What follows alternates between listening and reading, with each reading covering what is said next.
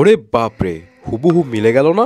এটা ৮ বছর আগের সিম্পসন কার্টুন সিরিজের একটা ক্লিপ। দেখুন তো কয়েকদিন আগে রিলিজ পাওয়া অ্যাপেল ভিশন প্রো এর সাথে কোনো মিল পাওয়া যায় কিনা।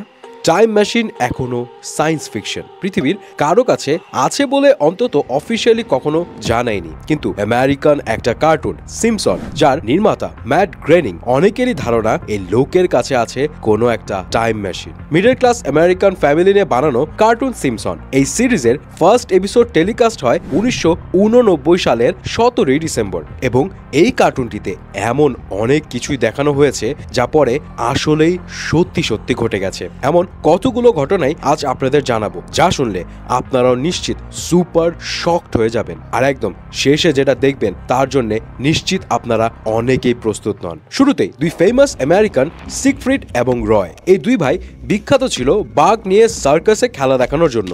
1993 সালে সিম্পসনের এক এপিসোডে ফান করে দেখানো হয় যে সার্কাসের সময় রয়কে অ্যাটাক করেছে তার পোষা একটা বাঘ। আশ্চর্যের ব্যাপার হলো, সত্যি তার ঠিক 10 বছর পর 2003 সালে এমনটাই ঘটে যায় রয়ের সাথে। রয় প্রাণে বেঁচে গিয়েছিল, বাট পরে প্যারালাইজড হয়ে যায়। যাই হোক, এবার আসি স্মার্ট ওয়াচে। স্মার্ট ওয়াচ প্রথম এসেছিল 2014 সালে, কিন্তু সিম্পসন 1995 সালেই স্মার্ট ওয়াচ দেখিয়েছিল একটা এপিসোডে, যেটা হুবহু আমরা এখন ইউজ করি এই স্মার্ট ওয়াচের মতো। স্মার্ট ওয়াচে আছে পুরো ফোনের ফাংশন, এমনকি ইবোলা মহামারীও সিম্পসন প্রেডিক্ট করেছিল 1997 সালে। আশ্চর্যজনকভাবে তাই ঘটলো 2014 সালে। আচ্ছা, আপনাদের কি মনে আছে গ্রিস যে ব্যাংক্রাফট হয়েছিল 2015-তে? সিম্পসনের একটা এপিসোডে 2012 সালে দেখানো হয়েছিল যে গ্রিস দেউলিয়া হয়ে যাবে। তার থেকেও অবাক করার বিষয় হচ্ছে ডিজনি যে ফক্সকে টেক ওভার করবে, এমনটা 1998 সালে দেখানো হয়েছিল সিম্পসনের একটা এপিসোডে।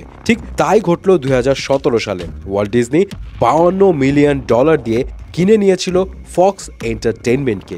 সিম্পসন সবাইকে আরো বেশি শক করে দিয়েছিল যখন 2016 সালে ট্রাম্প ইলেকশনে দাঁড়ায়, এবং ট্রাম্পের ইলেকশন ক্যাম্পেইনের একটা ফুটেজের জায়গায় স্যুটের কালার, সবার উদ্দেশ্যে হাত নাড়ানো একদম হুবহু মিলে যায় সিম্পসনের 2000 সালের এক এপিসোডে দেখানো ট্রাম্পের এমনই একটা সিনের সাথে। এমনকি কার্টুন ভার্সনে ট্রাম্প পরা আছেন হুবহু একই কালারের টাই। 2001-এ 9/11-এর টুইন টাওয়ারের ঘটনাও 1997 সালে প্রেডিক্ট করেছিল সিম্পসন। করোনা ভাইরাস প্যান্ডেমিক পর্যন্ত সিম্পসন প্রেডিক্ট করেছিল 1993 সালে, যেখানে দেখানো হয়েছিল কোন একটা সংক্রামক ভাইরাস জাপান থেকে এসে ছড়িয়ে পড়ে পুরো আমেরিকাতে, এবং সেখানে টম হ্যাঙ্কসকে কোয়ারেন্টাইনে পাঠানো হয়। জাপানের ব্যাপারটা ছাড়া বাকি সব একদম হুবহু মিলে যায় সেই এপিসোডের সাথে। এমনকি টম হ্যাঙ্কসও কিন্তু সত্যি সত্যি আক্রান্ত হয়েছিল কোভিডে।